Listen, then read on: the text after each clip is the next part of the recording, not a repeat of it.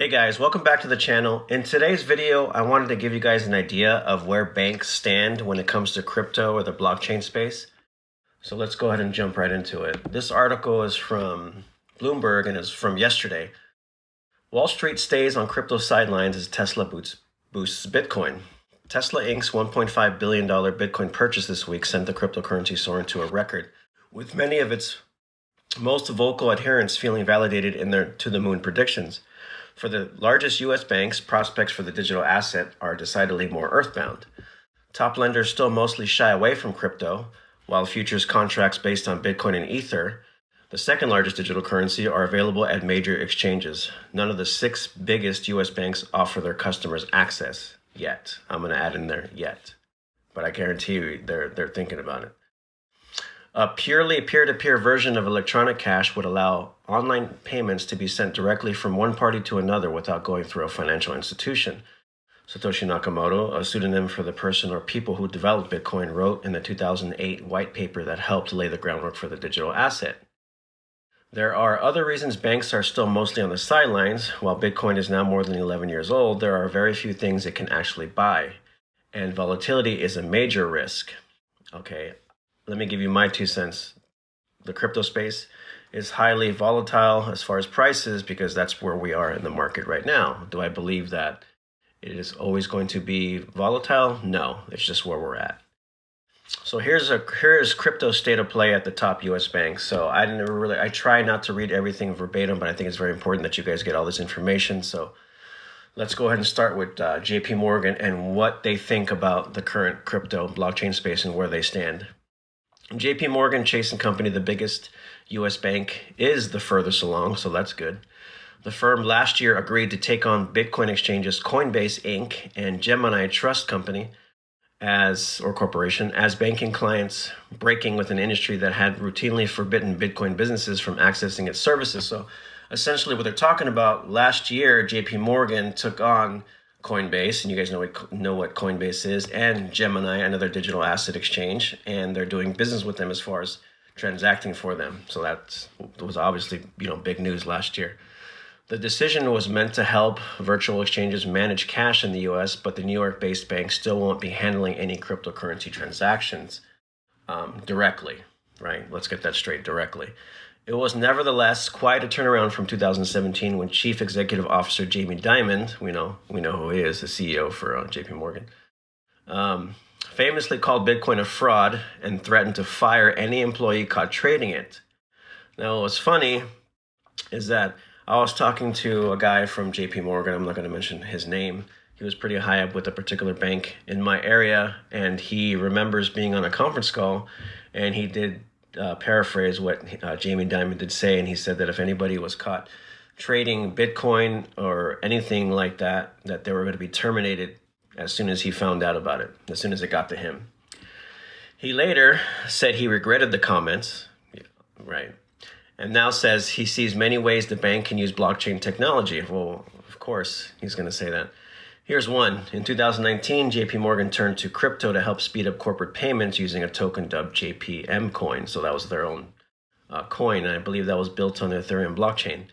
In December, JP Morgan said it was using its custom blockchain to conduct intraday repurchase agreements totaling billions of dollars in advance that helped persuade Goldman Sachs Group Inc. to join the new digital market early this year. JP Morgan was also a founding member of the Enterprise Ethereum Alliance, a group experimenting with a private version of blockchain. Okay, so that's where JP Morgan is currently. Goldman Sachs. 3 years ago, Goldman Sachs hired a crypto trader to help lead digital asset markets, with the goal of familiarizing people in the company and as well as clients with cryptocurrencies. The firm has previously mulled whether it needs to start a trading desk to make markets in digital currencies. More recently, Goldman Sachs has played down the idea of Bitcoin as an asset class, saying wild swings in its price prove it's not a real unit of value. At the same time, the firm has been exploring the creation of its own fiat digital token, but has said it's very early in the process. Interesting. Morgan Stanley. Morgan Stanley's CEO James Gorman was one of the first Wall Street leaders to lend credence to Bitcoin. I remember that, saying in 2017 that it was more than just a fad. The firm flirted with the idea of trading a swap-based product tied to the cryptocurrency that could give clients synthetic exposure to the coin, but it ultimately didn't proceed.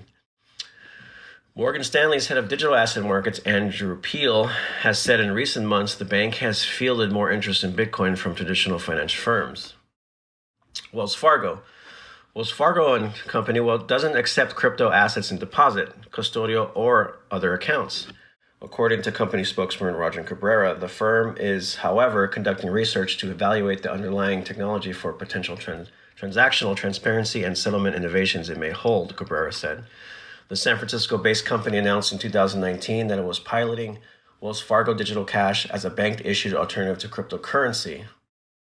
Wells Fargo said at the time that the internal settlement service would run on its first distributed ledger technology, DLT, platform and allow internal book transfers of cross-border payments using digitized cash.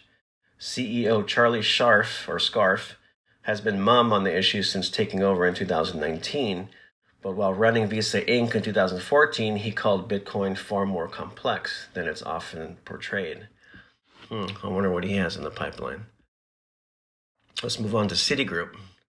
Citigroup Inc.'s outgoing CEO Michael Corbett said in an interview with Bloomberg in December that he believes some cryptocurrencies will continue to be used as different forms of payment, adding that his bank had begun working with governments around the world to make sovereign digital currencies. Bank of America Corp's Chief Operations and Technology Officer, Kathy Bessent, said in 2019 that the use of Bitcoin and other digital assets was troubling, and that she was bearish on blockchain despite the lender having about 90 patents in distributed ledger technology. So that kind of gives you an idea of, it's almost like a sleight of hand. These people want you to believe that they have no interest in Bitcoin or some of these technologies, yet with Bank of America, the lender having about 90 patents in DLT and distributed ledger technology, that kind of makes you think a little bit, right? If blockchain or DLT becomes a reality, they already know it is. We want to be ready for our clients, she said in an interview on CNBC at the time. Okay, so those are all the banks that this article touches on. And before I move on to payment companies, because I think they talk about PayPal, these banks already know where this space is headed. Okay, so for whatever reason, maybe it's a accumulation, or they want to buy up a lot of these assets. They're not going to come out and they're not going to say, oh, you know what? We love Bitcoin. We love a lot of these technologies. This is where we're headed. For whatever reason it is. Maybe they don't want to drive up the prices. They're still accumulating. Regulatory issues. Who knows what it is? But that they already know. And that's a fact. Payment companies like PayPal. Some of the biggest strides have come from financial technology giants such as PayPal Holdings and Visa. PayPal last year started allowing customers to buy, sell, and hold cryptocurrencies in their PayPal wallets, a feature it plans to add to its Venmo app in coming months. The company will also soon allow customers to use cryptocurrencies to pay for a purchase at the 29 million merchants where PayPal is accepted. Wow, that's awesome. Think about that. 29 million merchants where PayPal is accepted are soon going to be able to accept cryptocurrencies. Visa has said that if a digital currency becomes a recognized means of exchange, there would be no reason why the firm wouldn't add it to its network, which already supports 160 currencies. In ending this article, while Wall Street is still mostly on the sidelines, crypto could become too good to ignore if To the Moon crowd's highest hopes become reality. Tesla's $1.5 billion purchase will be worth about $5.5 billion in a year, based on Bitcoin's one-year return of about 365%, or $18 billion in 2 years if it repeats its roughly 1,200% gain for that period. Wow, so like I have in my one of my other videos where I'm talking about Tesla and I talk about why they purchased $1.5 billion worth of Bitcoin. You see it right there. Let me read that again. Tesla's $1.5 billion purchase would be worth $5.5 billion in a year, based on Bitcoin's one-year return of about 365%, or $18 billion in 2 years if it repeats its roughly 1,200% gain for that period. All right, guys, so that gives you an idea of what some of the largest banks in the U.S. or even in the world think about blockchain, Bitcoin, distributed ledger technologies. and where they stand. So I hope you enjoyed the video. Please like and subscribe if you haven't already, and I will see you in the next one.